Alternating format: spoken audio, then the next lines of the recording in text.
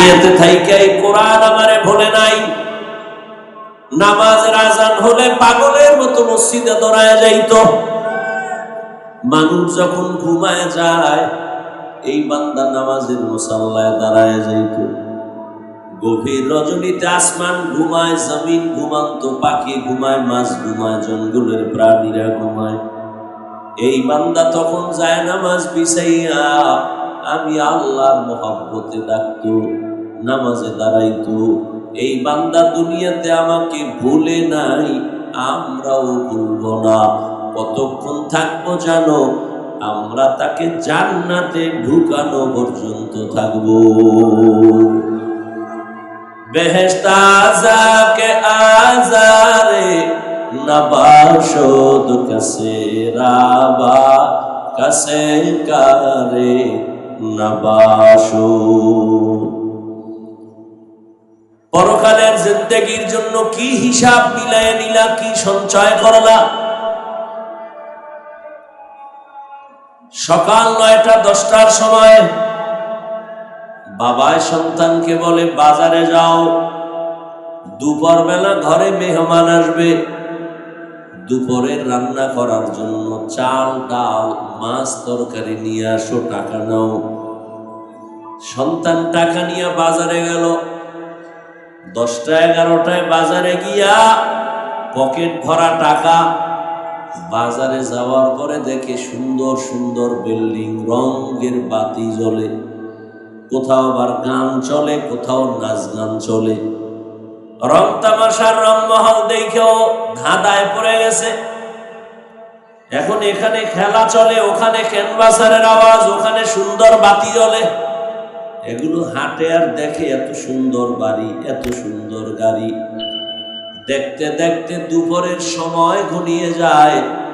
হঠাৎ করে মনে পড়ছে আমারে বাজারে তো বাবায় পাঠাইছে আমার তরকারি নেওয়ার জন্য। মেহমান আসবে দুপুর বেলা, এখন আমি বাজার করতে পারি নাই। আমি যদি এখন দেরি করিয়াও যাই তো আমারে বাবায় মারবে। পাগলের মতো হয়ে গেছে, তাড়াতাড়ি সময় কম, বাজার করি। এবার বাজারে তরকারির বাজারে ঢুকবে, পকেটে হাত দিয়ে দেখে খেলার তামাশায় ঘুরে টাকাও হারায় গেছে। এখন চোখের পানি ছেড়ে কাঁদে, আমার উপায় কি? আমিও খানা পাবো না, ঘরের মেহমানের উপায় কি? আমার বাবা তো বেতের বাড়ি দিবে। আল্লাহ কয় বান্দা, জমিনের বাসিন্দা জিনও ছিল, ফেরেশতারাও ছিল, কিন্তু মানুষ তোরে বাসিন্দা হিসাবে বানাই নাই। আমি বানাইছি আখিরাতের বাজার করার জন্য। দুনিয়াতে আইসা এখন দেখো সুন্দর সুন্দর রংমহল, দুনিয়ার মায়ায় পড়ে একদল। আখিরাত আছে, বাড়ি আছে, বাজার আছে, খবরই নাই। যেদিন আজরাইল তোমাকে ডাকবে সেই দিন আফসোস আর চোখের পানি পড়বে, কোনো বাজারই তো করতে পারলাম না। আল্লাহ এজন্যই বলেন লা ইয়াগুররান্নাকা তাকাল্লুবুল্লাযীনা কাফারু ফিল বিলাদ মাতাউন কালিলুন সুম্মা মাওয়াহুম জাহান্নাম ওয়া বিইসাল মিহাদ।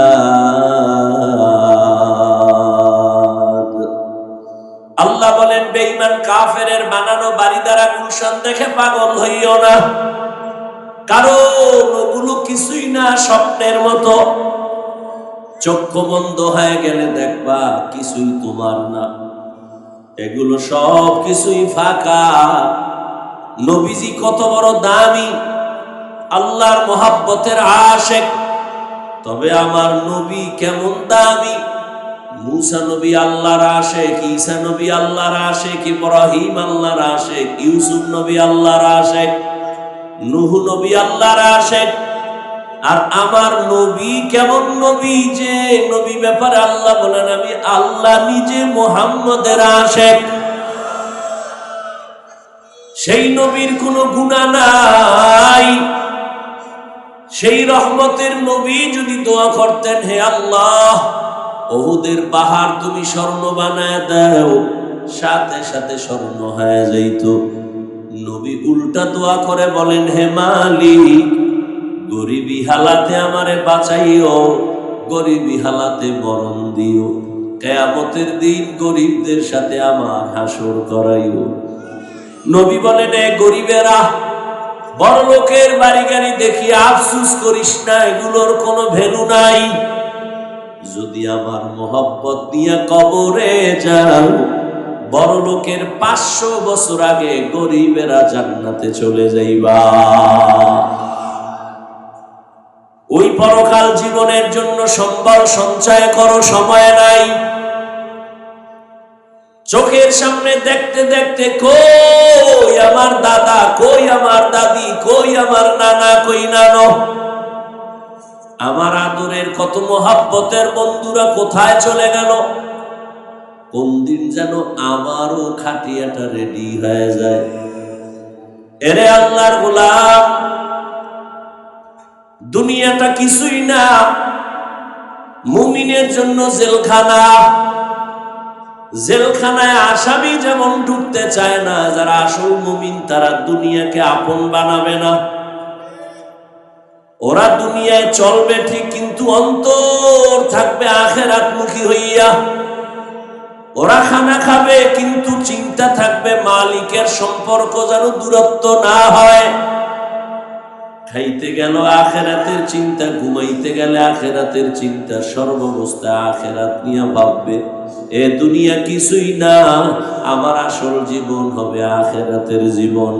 নবীজি বলেন, আমার দাড়ি চুল সাদা হয় নাই শুধু মরণের চিন্তায়, আখিরাতের ফিকিরে আমার অল্প কয়েকটা চুল দাড়ি সাদা হয়েছে শুধু কবরের চিন্তা, মরণের চিন্তা। আর আমাদের তো মরণের কোনো চিন্তাই নাই। আর এই মরণের চিন্তা ঢুকানোর জন্যই তো আল্লাহ ওয়ালাদের সোহবত আর নেক নজর। এই মজলিসগুলোতে বসলে মানুষের অন্তর সোজা হয়, আখিরাতমুখী হয়। যারা দুনিয়া দুনিয়া দুনিয়া দুনিয়া হয়ে পাগলের মতো দৌড়ায়, নামাজে দাঁড়াইয়াও দুনিয়া, এরা চায় কি? বলে এরা দুইটা জিনিস চায়, শান্তির জীবন আর সম্মানের চেয়ার। কিন্তু খুঁজা দেখেন, যারা দুনিয়া দুনিয়া করে দৌড়ায়, ও শান্তিও নাই, সম্মানও নাই। 10 তলা বিল্ডিং উঠাইছে, কি লাভ হবে বাহাদুরি করে যদি বিল্ডিং থুইয়া জঙ্গলে ঘুমানো লাগে? কোটি কোটি টাকা ব্যাংকে রেখে বাহাদুরি করে কি লাভ যদি ওই টাকা তার বংশে কেউ ভোগ করতে না পারে? এর থেকে তো খেরের ঘর ভালো, টিনের ঘর ভালো। এই বুঝটাই তো বলখের বাদশা ইব্রাহিম ইবনে আদহাম পেয়ে গেল। ইব্রাহিম ইবনে আদহাম চিন্তা করে, আরে আমার অর্ডারে বলখের এলাকার মানুষ উঠে আর বসে, কিন্তু প্রতিদিন সকাল বেলা একটা সূর্য উঠিয়া পশ্চিমে অস্ত যায়, এটা তো আমার অর্ডারে চলে না। তাহলে এটার পিছনে যার অর্ডার চলে তিনি তো আরো বড় বাদশা, তারে যে আমি চিনি না, আমি এখনো তো আসল জ্ঞানী হতে পারিনি। ভাবতে ভাবতে ভাবতে ভাবতে হঠাৎ করে চেঞ্জ হয়ে গেল, সিদ্ধান্ত নিল, না, এ রাজত্বের কোনো দাম নাই। আমার অর্ডারে যদি সূর্য চলতো তো আমার দাম, তাহলে এই রাজার সাথে আমার সম্পর্ক করা দরকার। রাজকীয় পোশাক ফালাইয়া এইবার সালা চট লইয়া জঙ্গলের দিকে দৌড়ায় আসল মালিকের তালাশ করার জন্য। বাড়ি চিনলাম, গাড়ি পাইলাম, মা বাবা সব পাইলাম, আর মনে করি আমার আমার আমার। কিন্তু চিন্তা করে দেখলাম যে কবরে আমি শুইব, ওই কবরও কিন্তু আমার না, ওই কবরের জায়গাও আমার না। আসল মালিকের সাথে সম্পর্ক, ভাই চিনলাম, বোন চিনলাম, সব চিনলাম, কিন্তু আমারে যিনি বানাইছেন আসল মালিকেরা চিনলাম না। ইব্রাহিম সাগরের পাড়ে দৌড়ায়, রাজকীয় পোশাক ফালাইয়া এবার জীর্ণ শীর্ণ পোশাক নিয়ে দৌড়ায় আসল মালিকের তালাশ করে। একদিন এই রাজপ্রাসাদের দামি দামি লোকেরা গিয়ে দেখে ইব্রাহিম সাগরের পারে বসা।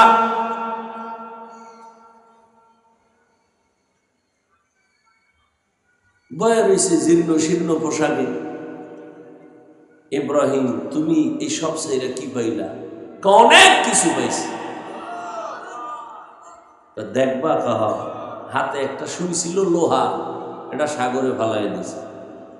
আমার রাজত্ব দেখবা কাহা? দেখবা। ইব্রাহিম গায়ে সাগরের মাছ, আমার সুই নিয়ে আসো। হাজার হাজার মাছ স্বর্ণের সুই নিয়ে আসছে। ইব্রাহিমকে দেখছো? আরো দেখো। এই তোদের সুই চাই না, আমার সে লোহার সুই দাও। অনেকক্ষণ পরে একটা ছোট মাছ লোহার সুই নিয়ে এসে হাজির। ইব্রাহিম কয়, আমার রাজত্ব এখন জাহেরে না বাতেনেও চলতেছে, সমুদ্রে চলতেছে। মান কানা লিল্লাহ কানা আল্লাহু লাহু। যে আল্লাহর হয়ে যাবে সারা দুনিয়া তার হয়ে যাবে। আল্লাহর হওয়ার জন্য আল্লাহ আল্লাহর সাথে সম্পর্ক রাখতে হবে।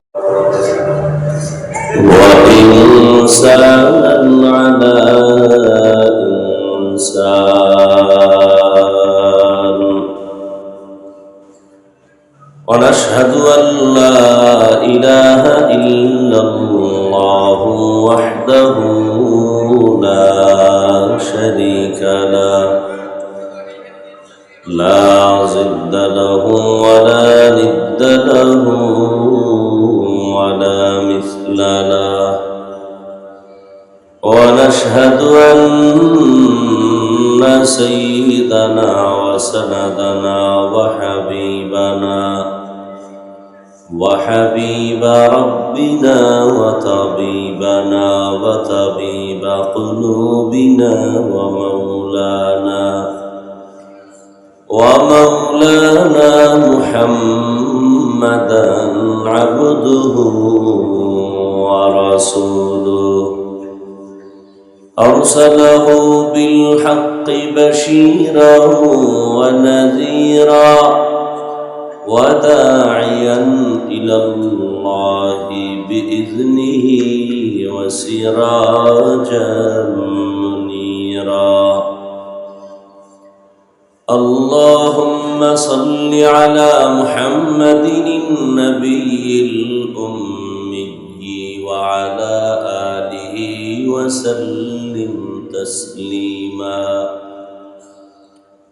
وبعد فأعوذ بالله من الشيطان الرجيم بسم الله الرحمن الرحيم يا أيها الذين آمنوا اتقوا الله ولتنظر نفس ما قدمت لغد واتقوا الله إن الله خبير بما تعملون وقال رسول الله صلى الله عليه وآله وسلم الدنيا سجن المؤمن وجنة الكافر أو كما قال النبي عليه الصلاة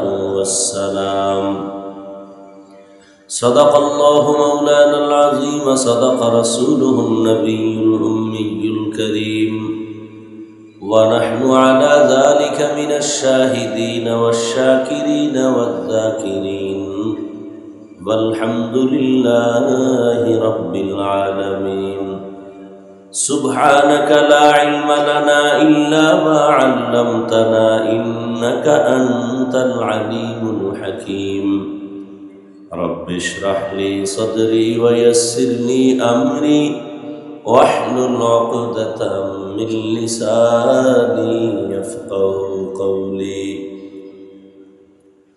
दुर्फशानी ने तेरे कतरों को दरिया कर दिया दिल को रोशन कर दिया आँखों को बीना कर दिया दिल को रोशन कर दिया आँखों को बीना कर दिया यहाँ हम सब मुसाफिर हैं, कब्र आखिर ठिकाना। कोई आगे रवाना है, कोई पीछे रवाना। कोई आगे रवाना है, कोई पीछे रवाना। আল্লাহ পাকের দরবারে শুকর। আরে ভাই মনিটরের সাউন্ড বাড়াও। যে আল্লাহ আমাদেরকে সুস্থ রেখেছেন এবং ঢাকার প্রাণকেন্দ্র ঐতিহাসিক দুধখোলা মাঠে বাংলাদেশ বিভাগীয় মুজাহিদ কমিটি আয়োজনে আজকের 3 দিন ব্যাপী ওয়াজ মাহফিল ও হালকায়ে জিকিরের সমাপনী দিন। মোহতারাম সভাপতি, প্রধান অতিথি, আমিরুল মুজাহিদিন হযরত পীর সাহেব হুজুর চরমনাই দামাত বারাকাতুহুম একটু আগে বয়ান করে গেলেন ডালখানগরের হযরত পীর সাহেব হুজুর দামাত বারাকাতুহুম। আরও অনেক ওলামায়ে কেরাম গতকাল এবং তার আগের দিন নায়েবে আমিরুল মুজাহিদিন শাইখে চরমনাই দামাত বারাকাতুহুম সহ অনেক ওলামায়ে কেরাম। ওলামায়ে কেরামের মজলিসে বসাটাই এক বরকত।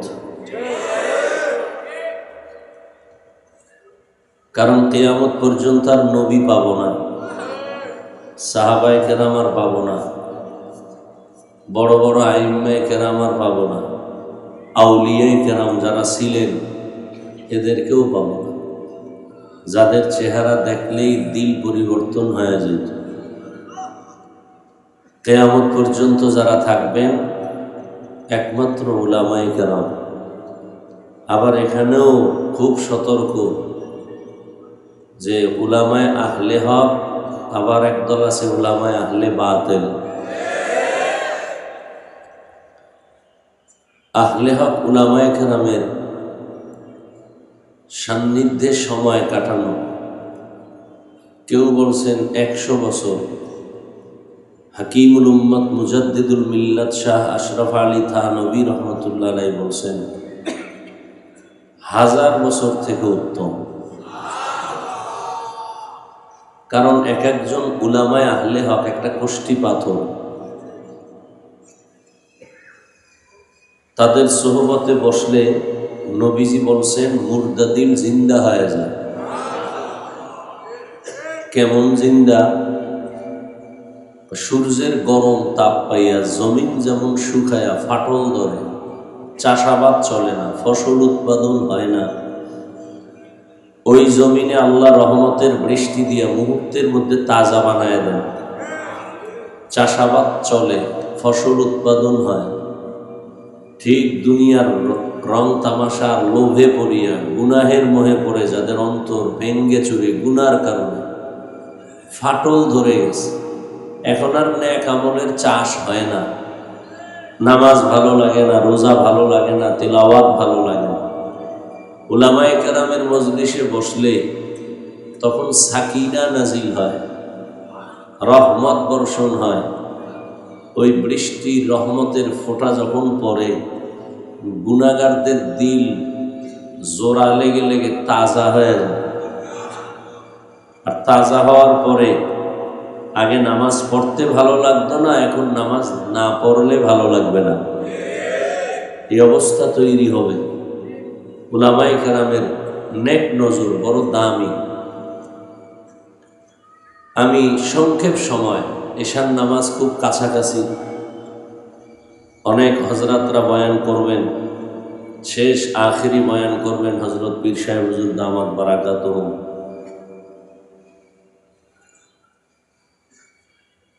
কোরআনে হাকিমের যে আয়াত পড়েছি, আল্লাহ বলেন ইয়া আইয়ুহাল্লাযীনা আমানুত্তাকুল্লাহ, হে মুমিন তোমরা আল্লাহকে ভয় করো, তাকওয়া অর্জন করো। ওয়াল তানজুর নাফসুম মা কদ্দামাত লিগাদ, তোমার সামনে একটা অনন্ত অসীম কাল আছে, জীবন আছে, ওই জীবনের জন্য কি অর্জন করেছো একটু হিসাব মিলাও, নজর দাও।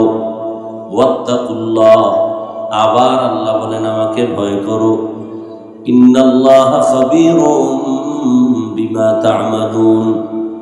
আমি আল্লাহ তোমার সব কর্মের খবর অগ্রিম জানি, আমাকে ফাঁকি দেওয়ার কোনো সুযোগ।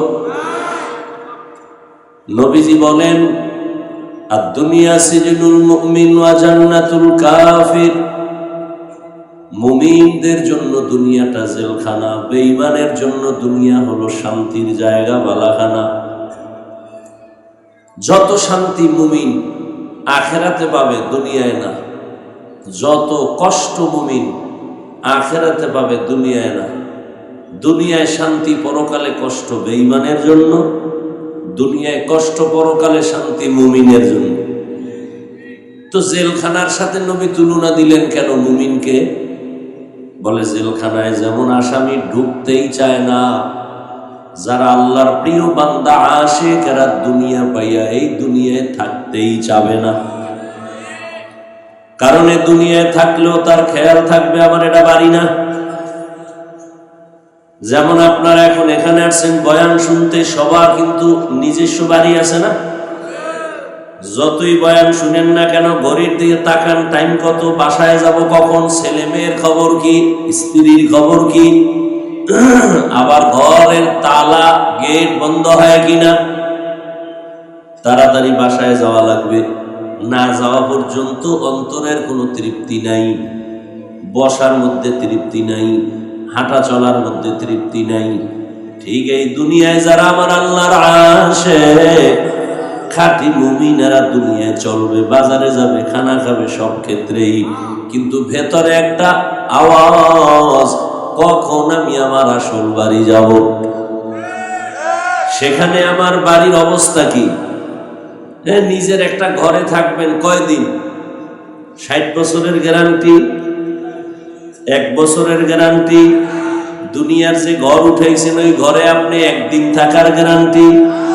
1 ঘন্টা, 1 মিনিট, 1 সেকেন্ড নিঃশ্বাসের নাই বিশ্বাস। সেই বাড়িটারে সাজানোর জন্য কত টাকা, এসি লাগাইছি আবার রুমে, ছিদ্র দিয়া যেন বাইরের বাতাস না ঢুকে, বন্ধ কর।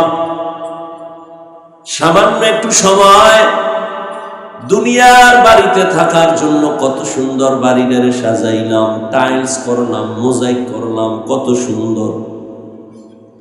কিন্তু আমার মৃত্যুর পরে যে কবরের বাড়ি, হাজার হাজার হাজার বছর ওখানে কাটানো লাগবে। ওই বাড়িটাও যদি ছিদ্র বন্ধ করে না যায়, ওই বাড়ির মধ্যে ছিদ্র দিয়া সাপ ঢুকবে, বিচ্ছ ঢুকবে। ওই কবরের চারদিক থেকে ছিদ্র দিয়া জাহান্নামের আগুন ঢুকবে। তুমি আমি আরামে থাকার জন্য কত সুন্দরভাবে ঘরের ছিদ্র বন্ধ করি, বাইরের বাতাস যেন না ঢুকে। আমি ঘুমাবো, এসির বাতাস যেন বাইরে না যায়। সামান্য সময়ের জন্য তুমি এই নকল বাড়ি সাজাও, তোমার আমার আসল বাড়ি কবর। ওই বাড়িতে যেদিন ঢুকবো, ওখানে যেন আমার কোনোভাবে সাপ ঢুকতে না পারে, অন্যদিকের কোনো খারাপ কিছু ঢুকতে না পারে। এজন্য এখান থেকেই ছিদ্র বন্ধ করতে হবে। নামাজের আমল দিয়া ছিদ্র বন্ধ করে দাও, রোজার আমল দিয়া ছিদ্র বন্ধ করে দাও।